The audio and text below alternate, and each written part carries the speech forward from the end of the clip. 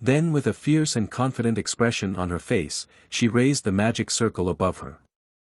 She unleashed the full force of the attack on the monster, which plunged into the red flames and roared painfully. At the same time, the rest of the group looked at the Cyclops in anticipation, who burst into red flames and gave a painful growl. After a while, the flames began to disappear, leaving behind a burned monster, which stopped growling for a second, froze in place. However, in the next moment, he fell face first to the ground, beginning to disintegrate into hologram particles. The screen displayed the result of the battle. As a result, Team Number 7 was able to complete the challenge in 6 minutes and 48 seconds with only 3% damage. However, judging from their joyful faces, they didn't care much about the score. Gathering together and hugging each other, they smiled with joyful smiles on their faces as they were happy that they had succeeded.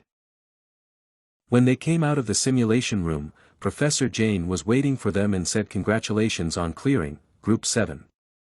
She then went on to comment on their battle and said that it was commendable that they were able to turn their strategy, which was good in theory, into a realistic plan after the experience they had gained in their previous attempts. Dick once again congratulated Simon for his excellent work.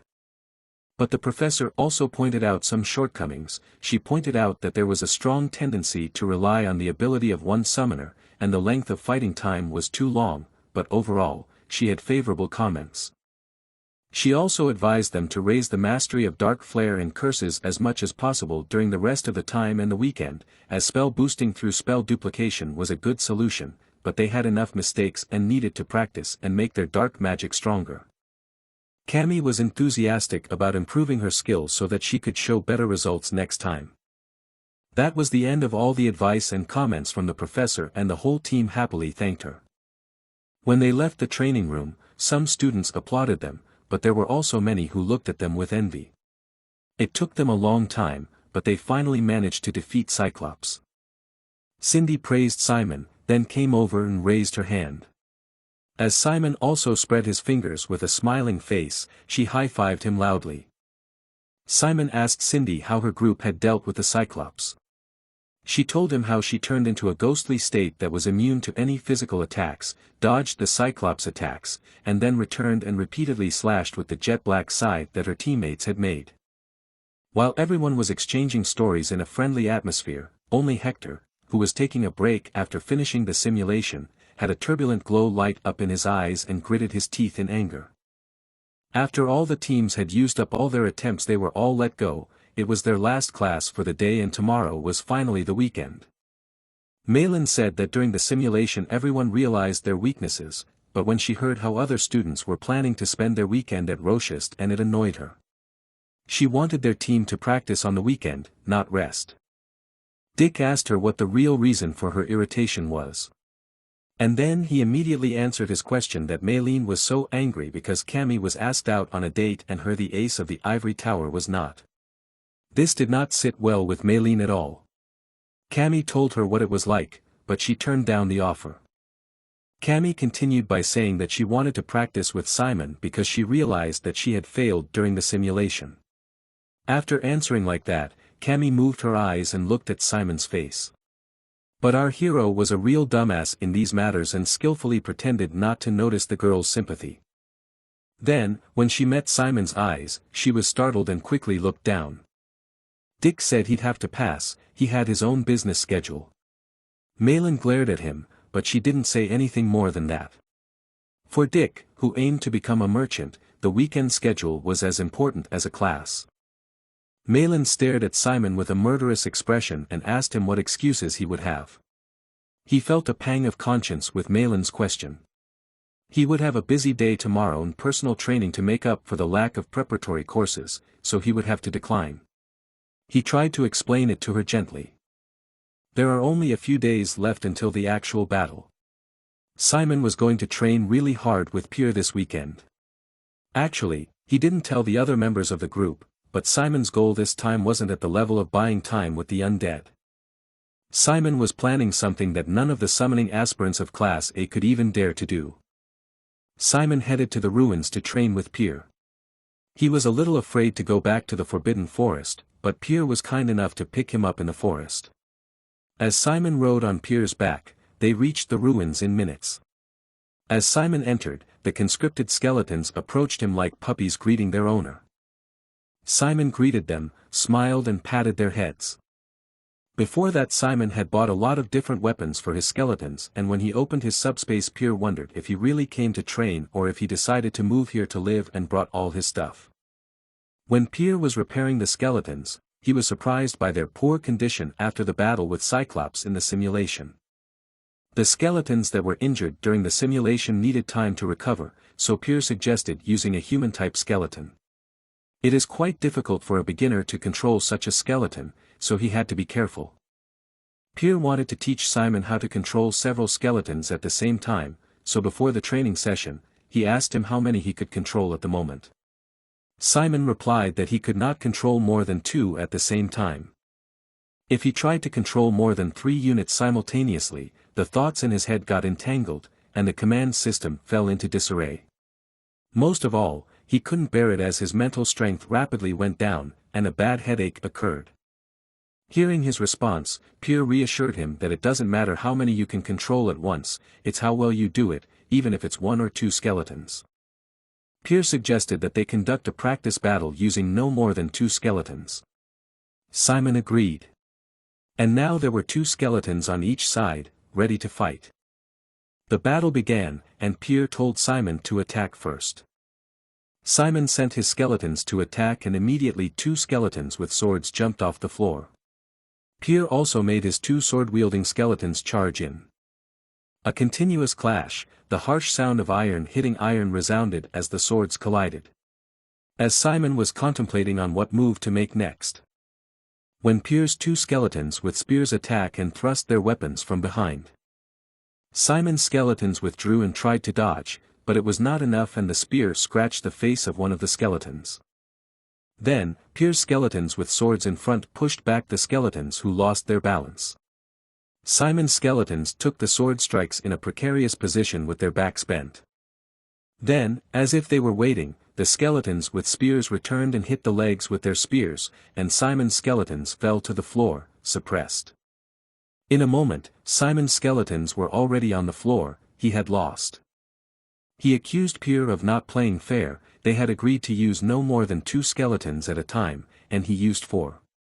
But Pierre replied with a playful smile that he had only used 2 at a time, just like Simon. Simon began to understand. He did, in fact.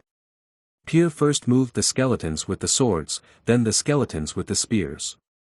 He then returned to the skeletons with the swords again, crossed to the spears, and repeated the movement. Pierre saw that Simon was thinking and said that he seemed to have figured it out himself. It's not much of a big deal. It's called cross-operation. It's to expand the scope of limited control by quickly moving the control of the skeletons. Pierre said that if he can't connect to multiple skeletons simultaneously, the key is to operate 2 at a time and make all the skeletons move. That was the strategy. Simon took a moment to understand Pierre's words and think it through. 2 skeletons with spears came forward among Simon's skeletons and raised their hands in front of them. He made the skeletons with swords spread their palms. Then, he went to the skeletons with the spears and high-fived the spread palms. And now it seems that these skeletons were the best of friends. Simon asked if he had done everything right. And Pierre was just delighted. He replied that it was a pleasure to train Simon, and it was really evident in his satisfied face. They continued their training. Their goal was to master cross-operation. After training with Pierre, Simon returned to Kizen, where he continued to train with his friends as well. Each of them gradually improved their fighting skills, and Dick was very tired after the training, but Malin encouraged him that it was thanks to such training that they were getting stronger. Malin and Cammy took notice of Simon. His skeleton control skills have improved significantly. He used to be able to control only 2 skeletons at a time, but now he can control 3. They were amazed at how he had improved his skills in such a short time. As their interest in Simon's tutor suddenly rose, Simon smiled awkwardly. Simon said it was all thanks to the private lessons. They were just beaming with curiosity and admiration and asked him who was coaching him. Maybe it was some first-class necromancer, or someone from Kizen. Simon began to frantically justify that his father had introduced him to him. The girls really wanted to learn from him, because he was able to help Simon so much in one day, which meant that he was a great master of dark magic. Pierre's clone hanging on Simon's school uniform as a decoration grinned as if he enjoyed the situation. He felt popular among Simon's friends and didn't hesitate to remind him of that, and Simon mentally asked him to be quiet because he had a headache. But he did not want to be silent and asked him to tell them that he would be happy to give them a lesson, but on the condition that they die and become part of their battalion. This was forbidden in Kizen, as Simon reminded him. Simon forced himself to put a smile on his face and opened his mouth. He apologized and said that this is a person who is really reluctant to reveal his identity. And he's really busy too. A disappointed Malin told him that he was just being greedy and didn't want to share because she wanted to take a couple of lessons from Simon's teacher too. Malin made a sullen face. Dick giggled while leaning back into his hands behind his head.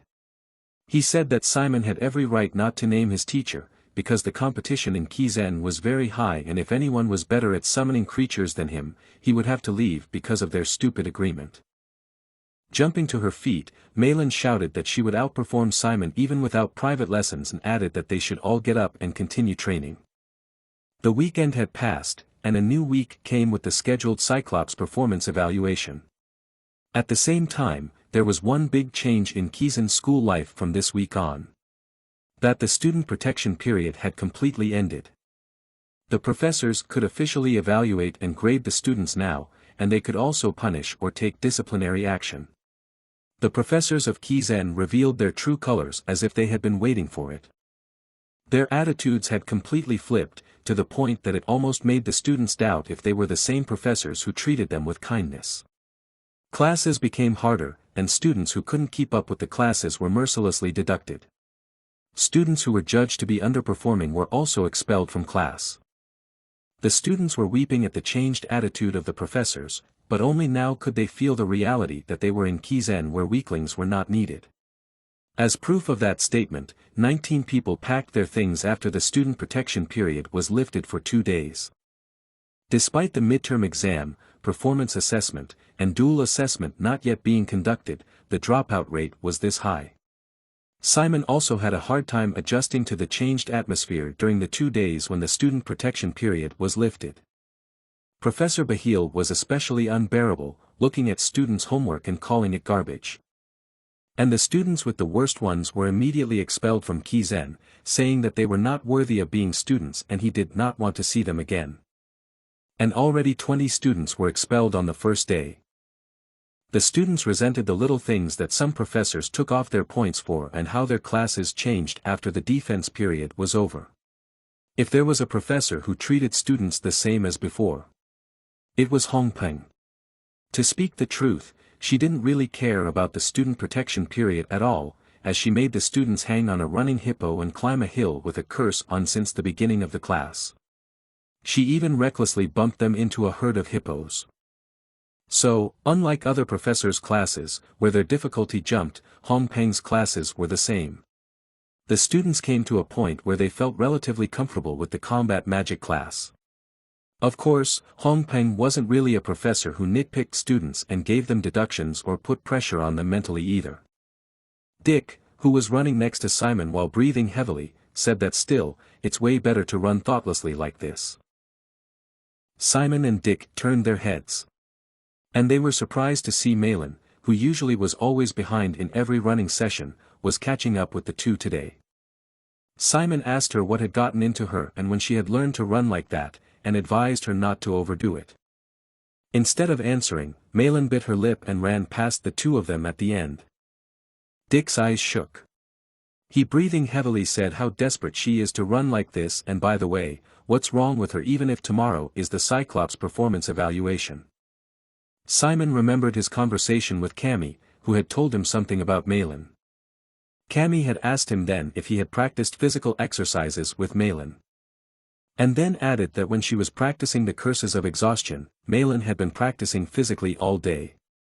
As she said that she has no problem being able to apply the flash of darkness, but she can't rely only on the words of her friends to dodge Cyclops' blows. As the leader of Group 7 and a member, she felt more responsibility to evaluate Cyclops' performance than anyone else. Malin's biggest disadvantage was her lack of stamina and slowness, which made it difficult for her to properly dodge the Cyclops' attacks. So for the rest of the time, she focused more on endurance training than on dark flare. And then in the evening after practicing hard, she would sit down to study. And all night long, she never once got up from her chair. Simon was very surprised to hear that then, because he always thought Malin was just a genius, but she was actually a very hard worker. According to Cammy, Malin didn't even sleep properly so that she could study. They would study together until late at night in the sorority lounge, and when she came back from her nap the next morning, she still saw Malin. She said she overcame her fatigue and sleepiness with medication and potions so that it wouldn't interfere with her while she was studying. From morning until bedtime she had to study and whenever Simon saw her she was studying and it was truly commendable. But he had no idea what made her so persistent. As soon as the run was over the students laid down on the grass as if it was just what they had been waiting for. The teacher's aides were walking around as usual, handing out stamina-restoring drinks. Malin approached them with a quick step, and smiling asked Simon to look at her. She said she was about to show a leap of darkness, bent her knees, and jumped up on the spot. It was quite high, and a black jet formed under her feet. Sliding on the grass, she came down and looked at Simon and friends who were amazed at her skill. Malin asked them how they were doing and if she needed to tweak anything. Simon replied to her that she was really good and she did great. She was very happy to hear that because she hadn't wasted so much time practicing.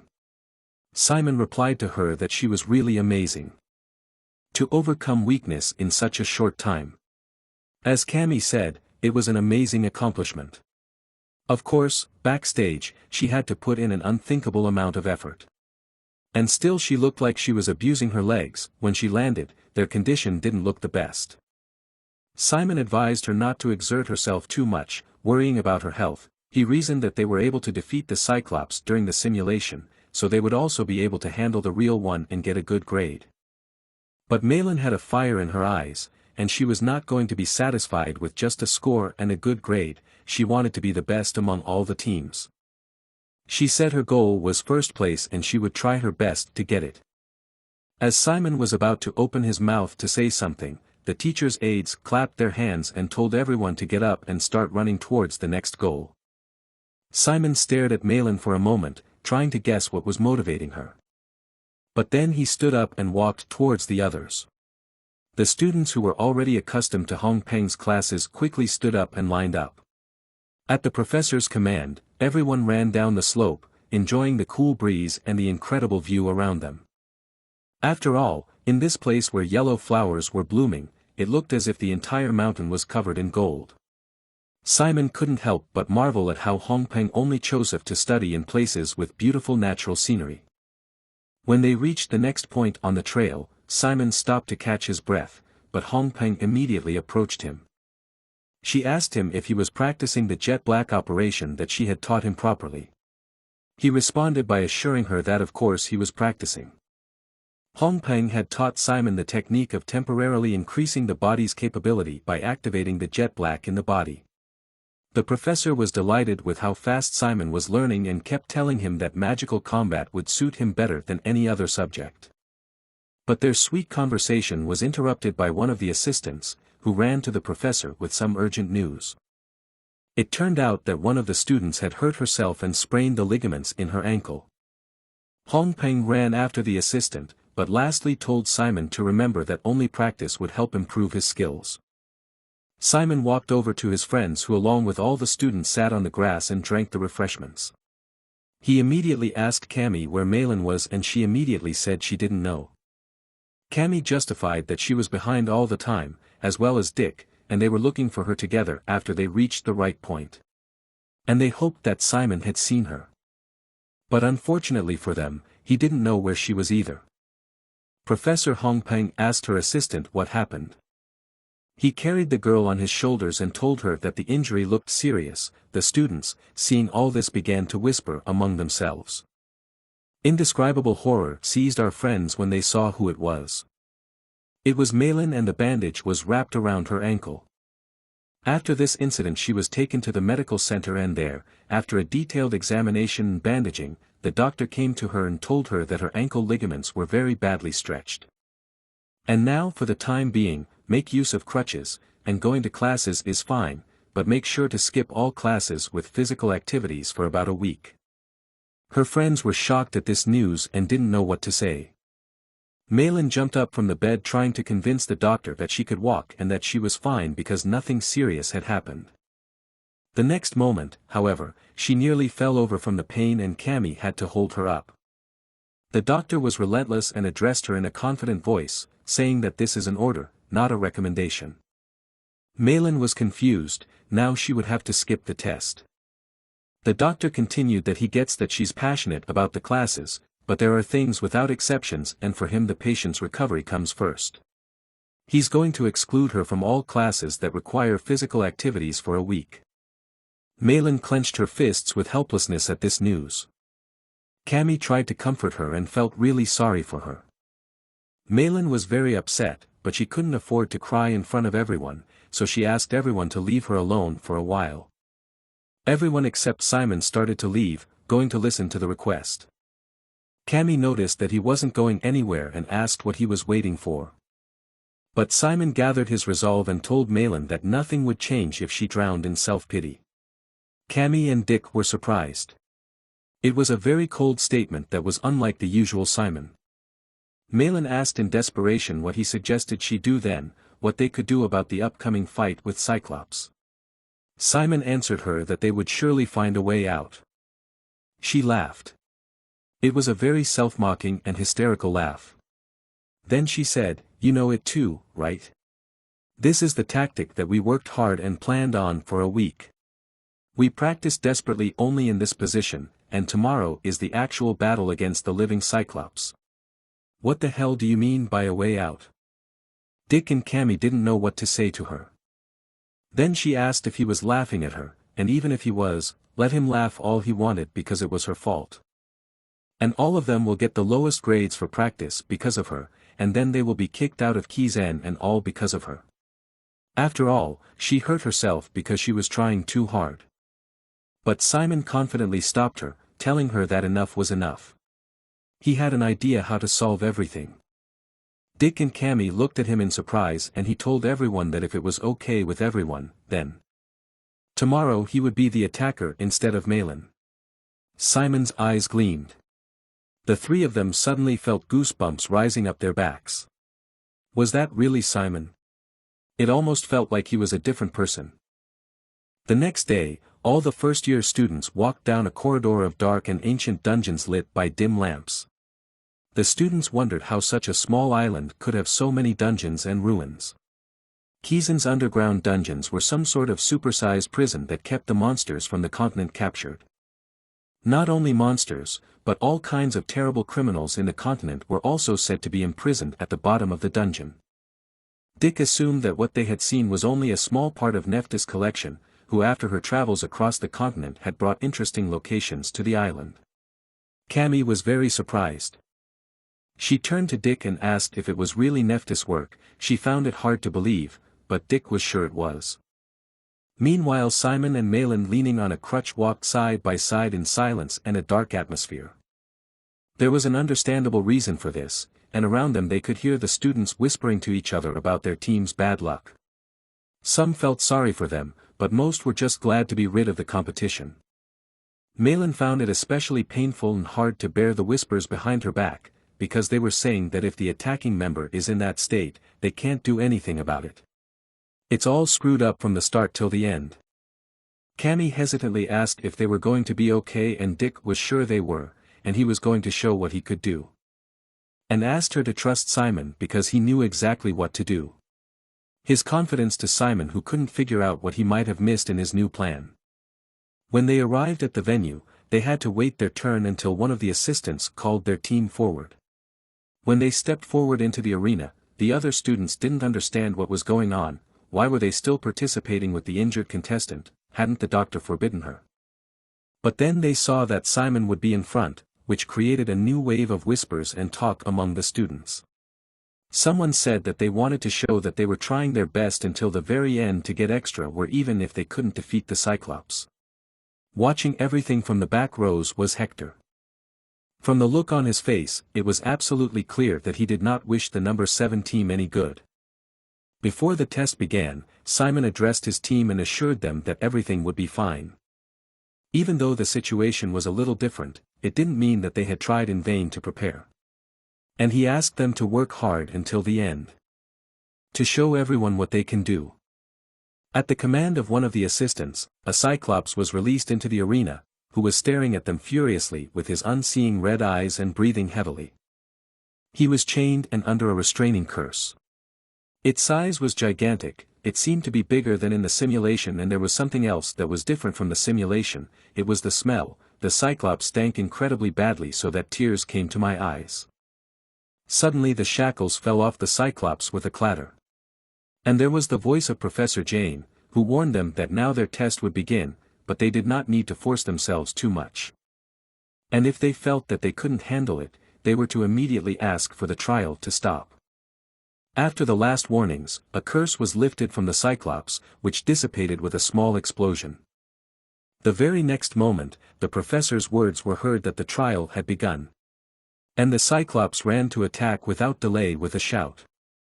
Simon's skeletons ran forward to distract the Cyclops, while Simon told his friends to do everything like in training, because only their formation had changed, but the plan remained the same. First they had to distract the monster's attention. But as it turned out, Cyclops just ignored the skeletons and continued to run straight at Simon, crushing one of the skeletons on the way. And ignoring the other skeletons, he tried to attack Simon with his club. Simon barely had time to bounce aside, and the Cyclops' powerful blow hit the void. Something was wrong with his behavior. Dick became indignant. What was up with that? During the simulation, the Cyclops was primarily aiming for the skeletons. Malin tried to explain it away by saying that reality and simulation were different and he was just hitting everything he saw. But what was happening in the arena was not like that at all. Cyclops was purposefully pursuing Simon. And as soon as he dodged one blow, the next one followed. Each blow was so powerful that it scattered the rocks it hit. Simon managed to recover one of his skeletons and tried to use it to attack the Cyclops from the back. But to his surprise, the sword not only did not do any damage, but broke against the Cyclops' skin. Dodging another blow, Simon thought that this was much harder than the simulation. As the Cyclops stalked Simon, he walked into the area of application of the curse of attrition. Immediately, Cammy and Dick used their curses at the same time. The Cyclops stopped for a moment and cried out in pain. This moment was used by Simon. He jumped high above the Cyclops, and his skeleton threw him a spear, which Simon caught in flight. He half-turned and threw it at the Cyclops' head. But his throw did not hit the target, only scratched the Cyclops' cheek, who now looked at him in surprise.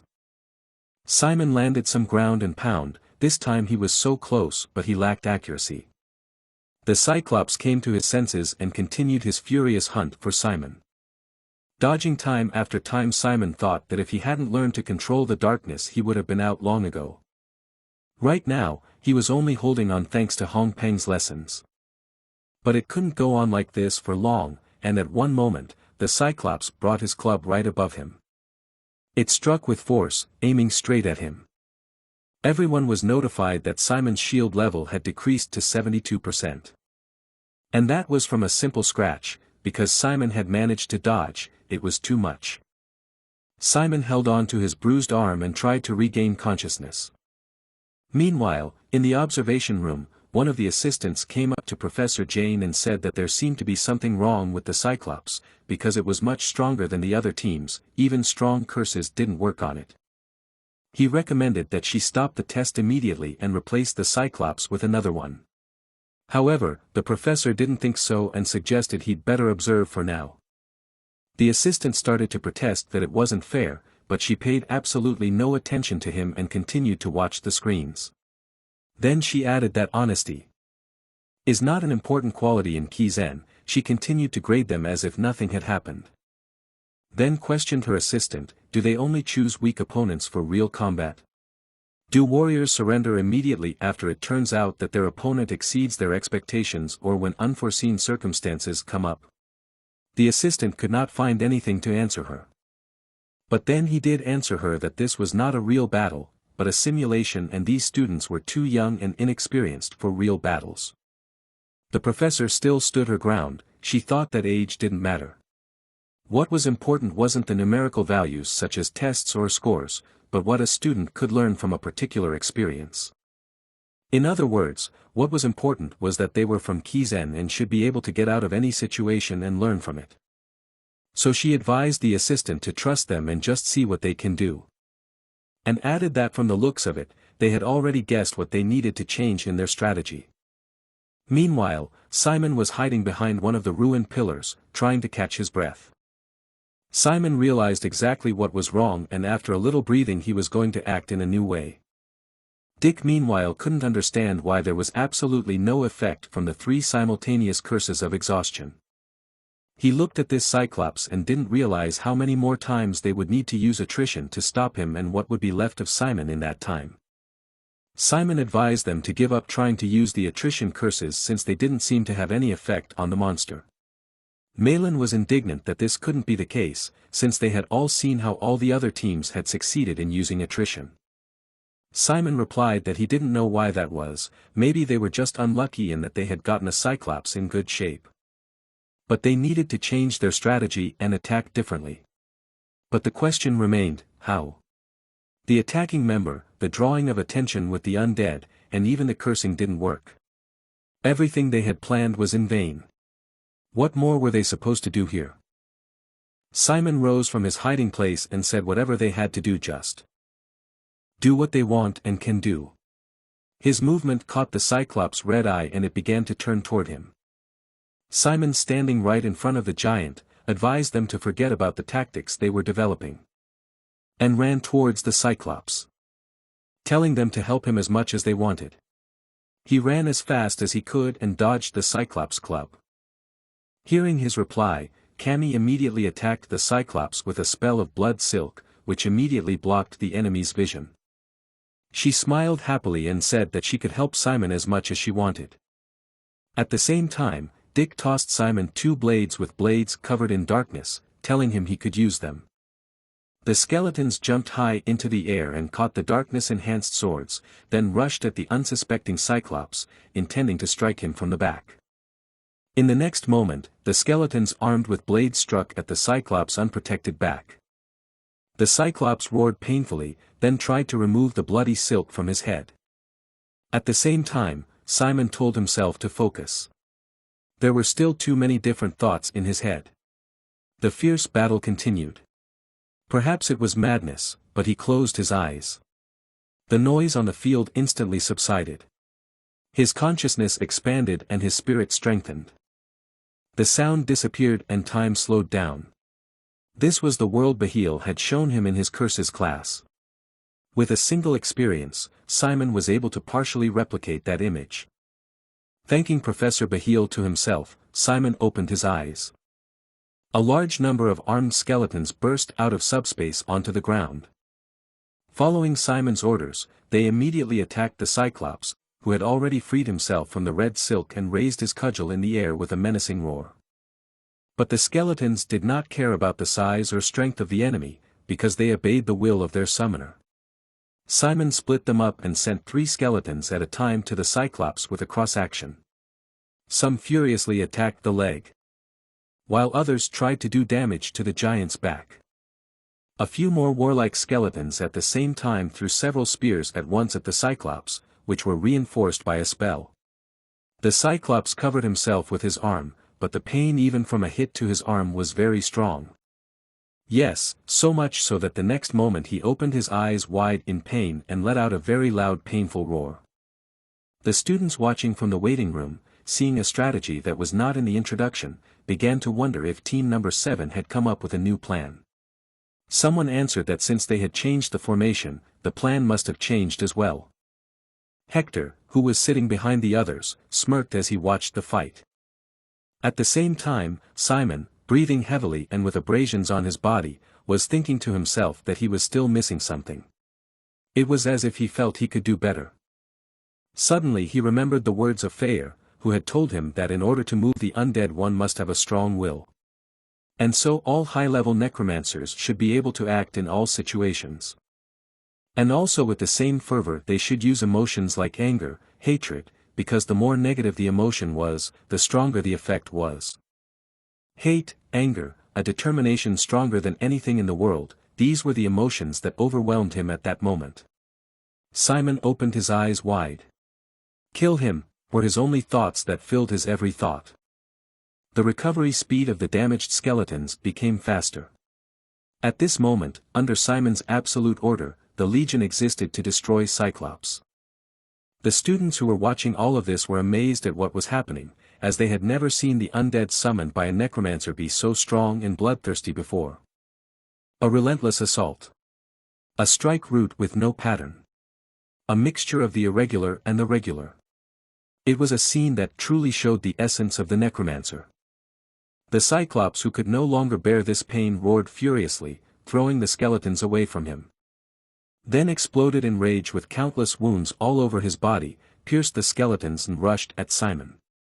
Seeing this, Cammy screamed in horror for him to dodge, however it was too late. Simon was now in a state of total immersion beyond concentration.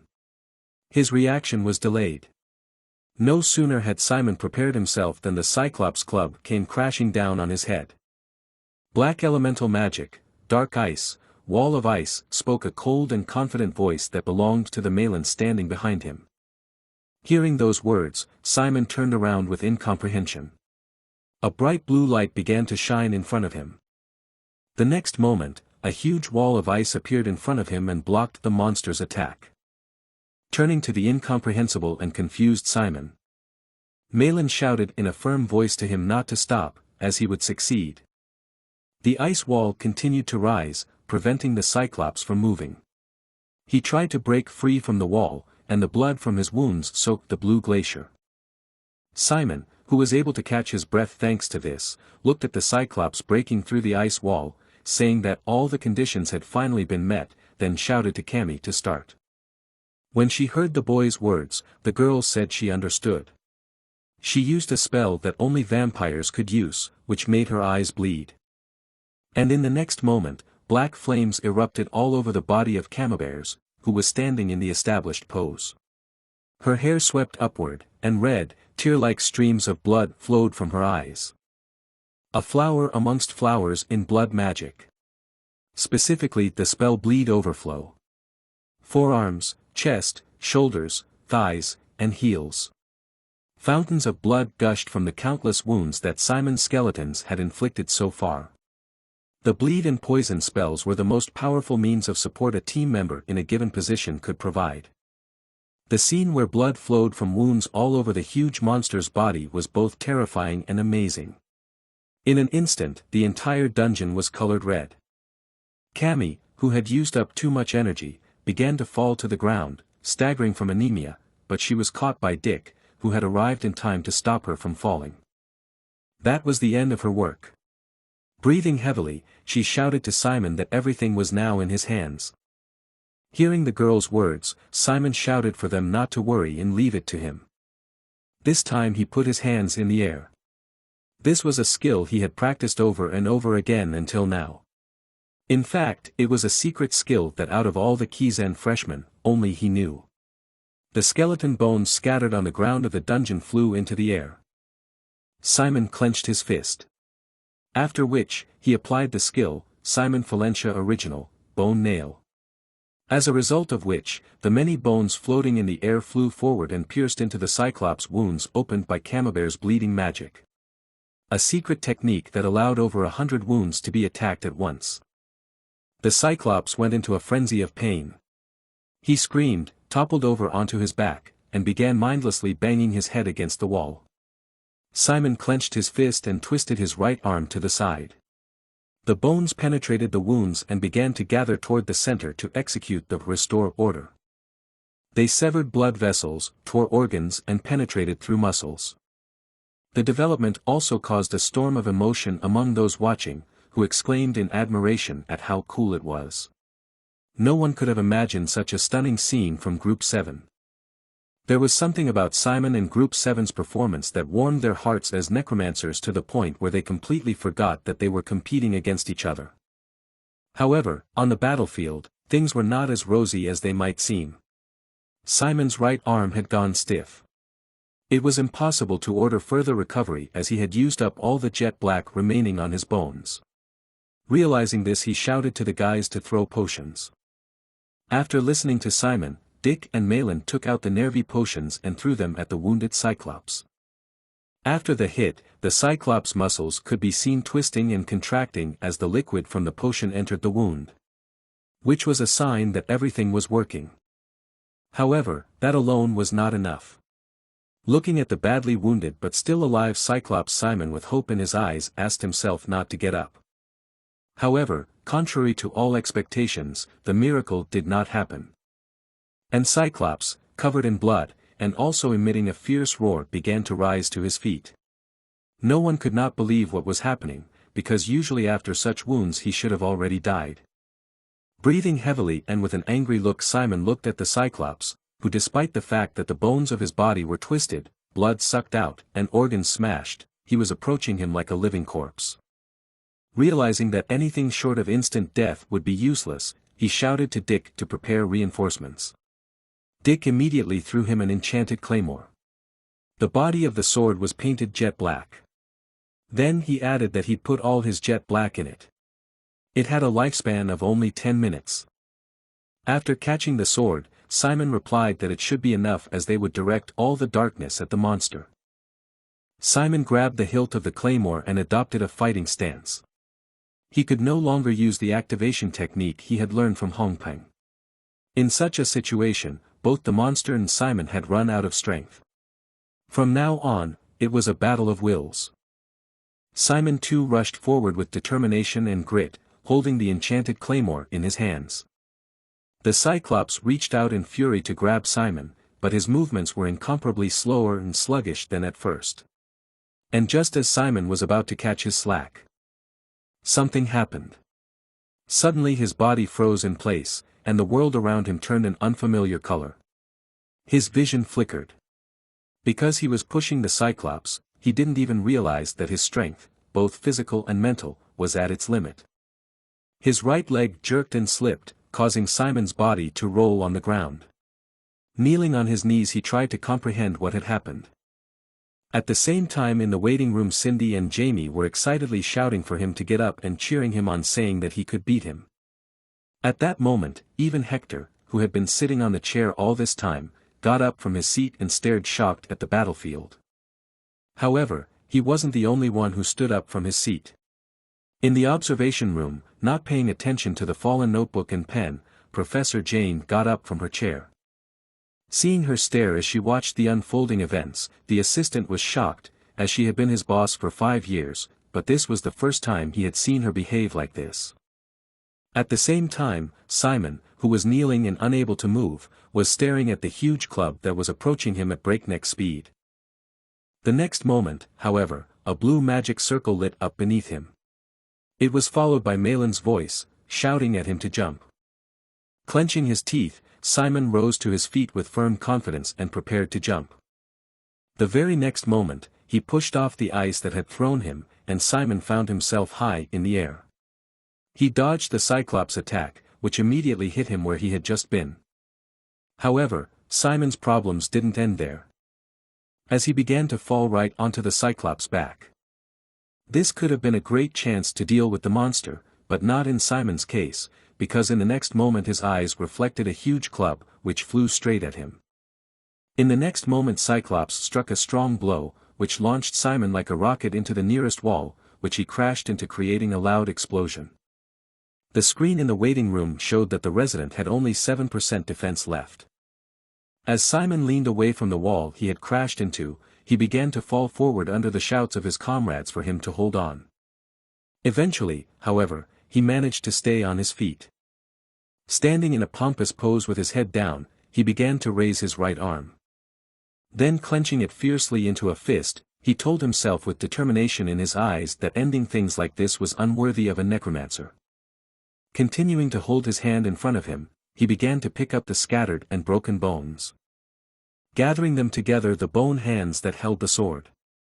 The next moment, the hands raised the sword intending to strike. The next second a red line was drawn across the Cyclops' neck, his eyes widened in pain. Immediately after this attack, the exhausted Simon immediately fell to the ground, leaving the Cyclops standing alone. However, the Cyclops didn't stay on his feet for long, as his head was cut off by the guy's attack and rolled on the ground in the next moment. Just then, a report was heard that Group 7 had defeated Cyclops. Hearing this, Simon kneeled down and shouted with joy that they had succeeded. He couldn't rejoice alone, however, as he was immediately embraced by Dick with tears in his eyes. "Simon. Yes. You did it, great job. I'm so proud of you, buddy. You're the best," continued to shout as Dick grabbed Simon. Malin and Cammy, who had come over, were also very happy and touched by their victory. Cammy wiped her tears and turned to Simon and said that she was very happy that he had managed to pull it off. Malin had a face containing a lot of emotions passing through her head. After wiping her face once with her hand, she returned to her usual arrogant expression and raised an open hand. "Humph. Well done. I guess I owe you for this one." As she finished saying that, her voice began trembling. To which he immediately replied that she'd done well too. Simon's words caught her off guard. Excitedly and a little nervously Malin began to mumble something, apologizing to him for yesterday. Without having the time to hear her voice, Dick and Cammy embraced them both from each side. Once again, everyone burst into cheers and rejoiced. "Let me be serious for once, you idiots." Simon laughed harder than ever as he watched the situation. After all the performance evaluations for the morning and afternoon teams were finished, everyone in Class A gathered in the beginner dark magic lecture room. Adding that regardless of the results and scores, she was satisfied as the professor in charge that all members of Class A carried out an actual battle without any accidents. To which the students enthusiastically thanked her for her praise. However, taking the clipboard in her hand, she also added that it was the results that mattered. Jane naturally poured cold water after creating a warm atmosphere. She decided to start the evaluation with the first group and asked them to come forward. Simon sat down on his seat and listened to the other group's evaluations. As expected from Jane, she analyzed the strengths and weaknesses of each group and made suggestions for improvements that'd almost give you goosebumps. Her comments were logical and analytical, to the point where people who knew nothing about that certain group were nodding their heads without even realizing it. Suddenly turning to the two girls who were standing next to her, Professor Jane told them to shake hands. Not understanding what was happening, they stared at her, not knowing what to do. Seeing their bewilderment, she explained that they didn't ruin the teamwork like an amateur, but it'd be better to blow off the steam right away if they had problems with each other. Jane was also able to see through the relationships and mentality of students. It wasn't enough to say that her skills were out of the world. Other than that, if there was one thing that Simon thought was unexpected, there were more groups who hunted the Cyclops than he thought. Seeing Simon's surprise, Malin explained that in the first simulation, the proportion of successful groups was slightly over 40%, but in actual battle, 13 out of the 16 groups succeeded in hunting the Cyclops. Even considering the difference in practice time, they were exceedingly strong in actual fights. It was a time when they could feel the potential of Kizen students once again. And in this case, the scores they received were more important than whether or not the Cyclops was hunted. Then turning to the next group, which was Hector's group, Professor Jane graded them an A, adding that they had done well. Cheers, applause, and gazes of envy were directed at them. Hector's outstanding fighting power and leadership, the clear roles, and the teamwork between each member. They were also the only ones with 3-minute hunting time. They even had stability, as the barrier gauge exceeded 90%. Upon hearing this, the students began to murmur, wondering if Hector's group was the best in the class. Finally, turning to Group 3, the professor said that she was looking forward to seeing how each of them grew. Hector, pleased with the result and the praise, nodded and thanked Professor Jane. Finally it was time for Group 7, which was the group Professor Jane addressed, asking them to come forward. She rustled up and took the grade sheet in her hands. It became as quiet as the grave. Then looking at the guys, she informed them that they were in a mess that couldn't be called anything else but horror. Malin squeezed her eyes tightly shut, and Cammy's lips trembled.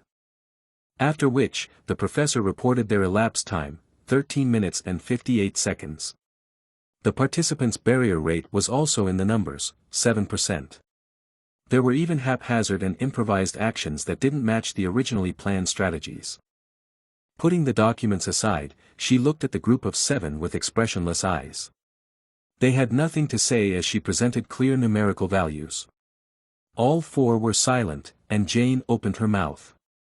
Having said that their grade for the task was D, groups with a grade of less than F were the ones who failed in hunting the Cyclops. It was practically the lowest grade among the groups that hunted the Cyclops. When everyone was about to solemnly go back to their places. However, they were stopped by the voice of Professor Jane, who added that this could be the result if some information was not taken into account. After which, holding up a piece of paper, at which the members of team number 7 stared with a confused look. She explained that after an autopsy of the corpse of the Cyclops that Group 7 hunted, found traces that the curse and drugs used at the time of capture caused unusual side effects. What was the only thing she could tell the students was that the Cyclops exhibited extreme aggression. As soon as the curse was lifted, it became enraged and its physical abilities were temporarily strengthened. It's the upper class's judgment that the test's difficulty was significantly different from that of the Cyclopes hunted by other groups. You could hear the students whispering throughout the lecture room. Jane waved the report bearing the seal of Kizen headquarters to the student and saying that as a result of comprehensively judging the Cyclops' aggression, physical strength, and curse resistance, they'll apply the new scoring rubrics on the premise that Group 7 hunted an upper-rank Cyclops, one with the level of a red Cyclops. Hearing this, there was a look of shock on the faces of all the team members. Professor Jane continued, saying that they should therefore make an honest assessment of the group. Hector's facial expression became harsher. If it was the decision of the top Kizen class, the students couldn't argue with it. Of course, it was also true that all the A-class students had the same question about Cyclops as Simon. After which she began to announce the grades, starting with Malin. Hearing her name, the girl excitedly stepped forward. Turning to the girl, Professor Jane said that she had played a key role in defending a participating member with coal-black elemental magic that far exceeded the average of first-year Kizen students. That's what she was given 80 points for. Malin couldn't answer immediately, and her shoulders trembled slightly while tears appeared in her happy eyes. Then turning to Dick, she informed him that he had applied highly effective black charms at the right time and place to play the role of Group 7's lubricant in the hunt for Cyclops. Similarly, he was given a score of 80. Again there was an explosion of applause. Dick thanked the professor with a happy face. Next, turning to Ursula Camembers, Professor Jane said that even as a novice student of hemomancy, she had done well as the main attacker of Group 7. Even among necromancers working in the field, it was hard to see such a level of excessive bleeding magic. Because of which she was given a score of 85. Camembert's eyes filled with tears from the emotions that came in a wave. Finally, Simon Valencia. After these words that Professor Jane said, there was instant silence in the lecture hall. Then turning to Simon, he informed that he had contributed as a member. Was also able to take care of the team members despite the unexpected change, and found time on his own to escape the Cyclops attacks. Also fulfilled the prerequisite for bloodletting by damaging the monster's body with a dramatic summoning operation, and his use of the recovery skill was impressive. In the end, he finished off Cyclops as well. After reading the protocol, she slightly exhaled and opened her mouth. Then saying that his performance was perfect, for which he is given 100 points for his personal score. When he heard that, he stared at the professor dumbfounded, unable to believe what he was hearing. She added with a slight smile on her face that it was a pity that there was no grade higher than A+. With those words, Jane hinted that the best A grade was Group 7, and that drove a wedge. Shouts of surprise and admiration immediately echoed around the hall. Hector closed his eyes and leaned back deeply in his seat. One of his friends wanted to address him, but he ordered him to shut up in a cold voice. He added that if he didn't, he'd rip his tongue out. Looking angrily at Simon, he could not accept another defeat. Team number 7, in a warm atmosphere, rejoiced at their victory, which was their first step towards becoming the strongest necromancers on the continent. But that's another story. Sitting under the starry night sky by the fire, in a warm and friendly atmosphere, the whole team number 7, along with Professor Hongpeng, happily raised their glasses, celebrating their victory in the exam. Looking at her glass with confusion, Cammy said with surprise that what was in the glass was very similar to berry tincture. Hearing this, Simon looked into his cup in surprise. Professor Hongpeng, seeing the guy's confusion, confirmed Cammy's words, saying that there was indeed tincture in their cups. However, she then told them not to worry about it as she had received special permission from Kizen to congratulate them on their perfect performance. Looking at the boys, she added that it must be hard for them after finishing their defense as students, but said that even so, they should know that the professors didn't hate them. Adding that they should keep trying no matter what. To which all of team number 7 responded in unanimous agreement. As soon as she finished, Dick, who was already a little cheerful, leaned slightly toward Professor Hongpeng and said in a provocative voice that since they were enjoying this rare opportunity to drink with her, he wanted to ask her something. To which she replied that he could ask. Not wanting to miss such an opportunity, he said in a cheerful voice that it was only his assumption, but doesn't she make Simon stand out among the other students? Hearing her comrade's provocative words, Malin immediately intervened, telling him not to ask such things. However, the professor did not evade the question, and replied that his assumption was correct, saying that professors were also human, and they also had students they liked better. When Dick heard the answer, he scratched the back of his head nervously and laughed. Afterwards, already in a rather strong state of mirth, he picked up his cup and, still laughing, suggested that he drink and just forget about the matter. Professor Hongpeng laughed and replied that it was all right and she was only joking. She patted Dick on the back and ruffled Simon's hair and said with a smile that she loved and appreciated all the students. Apologizing for her jokes, she said she had good news for them. Simon asked her what she was talking about. To which the professor replied in a solemn voice that next week they would all finally go on a mission. Upon hearing this, everyone except the main character got excited while he sat there confused, not knowing what was going on.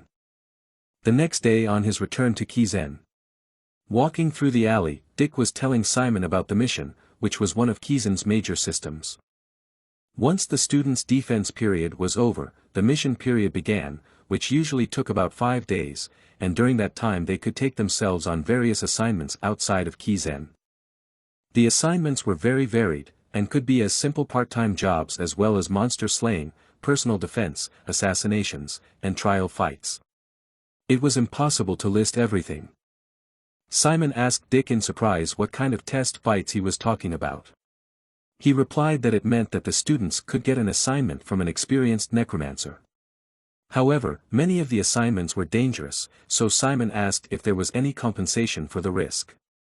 His friend replied that depending on the complexity and completion rate of the assignment, Kizen was assessed a fee, while the client paid for the completion. Then he added with a smile that assignments were the best way to cover the costs of the academy. Besides, since he was going to major in summonology, it would be a great chance to make some money. However, there were a few things he should not forget about during this period. The first was that they had to complete at least one assignment. Simon asked, what would happen if they failed all the assignments they would take in 5 days? To which Dick replied that then they would fail the mission. And if they fail the mission, they won't get any money or grades. Plus, they'd have to write a letter of explanation. It was possible to continue doing the assignments after the mission period, but Dick added that he would not advise them to do so. Because during the extended mission period you couldn't attend classes. And it was better to give up and quit than to ruin attendance. Looking at the students who were gathered around the blackboard, Dick turned to Simon and said that they could come up with their own plan, like some of the students who took the easier assignments, and after they completed them quickly, they focused on their studies. while others, on the contrary, leave the island to complete a difficult mission for the sake of money and grades. Hearing his friend's explanation, Simon asked if they could do as they pleased, to which he said with a smile on his face that in Kizen only the result was important. Suddenly Dick stopped Simon, saying that they were here. Then,